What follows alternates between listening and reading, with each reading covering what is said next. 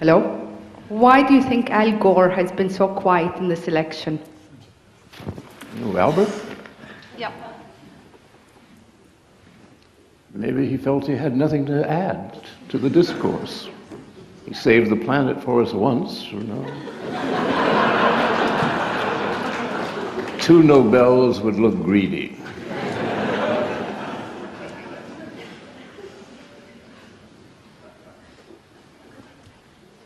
Yes, there. Hello. No, well, wherever you are, if you have the mic, would you stand up and ask a question, please? Okay. Gore, you're in... Hello? Yes? Gore, you were in China... Over here. Doesn't matter, I'll keep on talking. Gore, you were in China last year, and you talked about the passing of the mantle of heaven and the decline of empire of the Americans and the rise of the Chinese. Your thoughts on that, please? Well, I very much was convinced that, particularly the vitality of Shanghai. And I just looked around and looked around and looked around, and I said to myself, being a good Confucian, I said, well, it is clear to me that the banner of heaven has gone back to China where it belongs. They're back in business. Is this a good thing for us? Probably not. But it'll quiet them down for a while. But we certainly made a mess of the mandate of heaven. When you stood in late 50s, early 60s, your policy then was, all your policies were radically unfashionable, but one was to recognize Red China. You were very strong about that then. Well, I thought since they had most of the population of the earth, we should have good relations. It just occurred to me there might be some wisdom in that. As it was a new thought to the like of William F. Buckley, who wanted us to bomb them immediately without any excuse. Just bomb them. Their nuclear capacity must be exploded. God, he was a gutsy guy.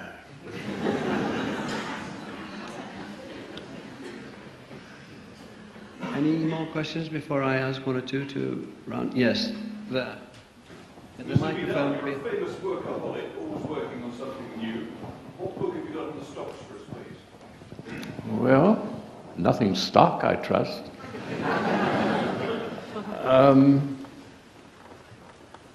They've brought out a little book to torture the children with in schools, of selected essays, which finally the publishers realized that you could inflict this on classes around the country. And once they saw that opening, it was green-lit.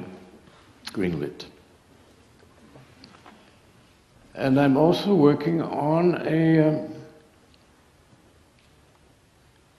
one of my historical themes on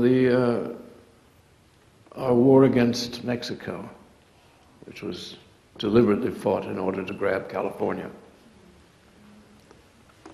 by that great warmonger, James K. Polk. And that started us on the empire business.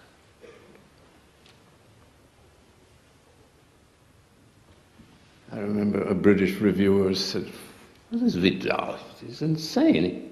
We have an empire. All they've got is Guam." So I said, there are other things in the icebox. You know, don't go overboard. One or two more questions, and then we'll, because we've Mr. Vidal? Yes. been talking for a long time. Yes. Well, there's a lady here trying to get at the end of this row. Well, do you want it or not? Because I said, you put your hand up. All right. There you are. Right. There and then there. Oh, have the past 8 years been more Dick Cheney's administration than George Bush's? Well, what do you want, hell or Gehenna? It's the same to those of us roasting in it anyway. No, it's the Vice President's unnatural affection for human torture is disturbing. And I think the men in white should probably come and take them away and examine them to see if they're, whether they're clinically sane. I'm a wartime president. I'm a wartime president. He's not a wartime president, for God's sake. But he wants wartime powers. Doesn't know what to do with them, except subvert the Constitution of the country. Document he's not read.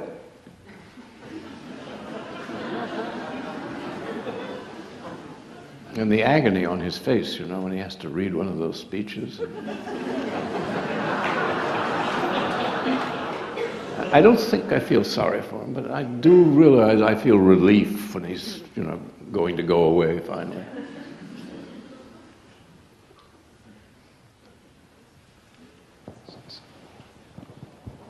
Like your grandfather, I'm an atheist. I want to know if you can see a time when a declared atheist will be elected President of the United States.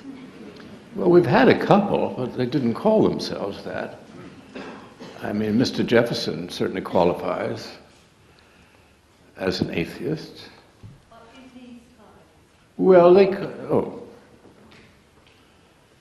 there is no meantime. They call themselves deists, which meant they acknowledged the concept of a God, but that was about it. And they certainly weren't going to worry about detail or afterlife. And I think we trotted along pretty well without going overboard on the subject. We had a pretty bad beginning, up there in Salem and other undesirable New England towns. I think we got enough God up there. Right, I think I'll ask, you want to ask, please ask us a follow-up question then. Sir. I can't hear you. Have you got a mic? No, nobody can hear you, so it's not much better. We now have the greatest disparity in incomes not seen since the 1930s in both the United States and in Britain. Do you think communism will make a comeback? Well, it didn't do terribly well the first time round. I mean, there were fun aspects of it.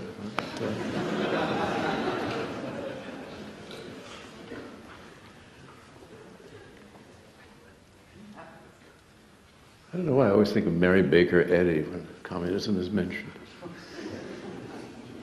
sure there's some devoted Christian scientists here, like the late Lady Astor. She was out campaigning once down in Plymouth, and she said, "I would rather commit adultery than to let a sip of wine pass my lips." And a working class man said, "Well, who wouldn't?"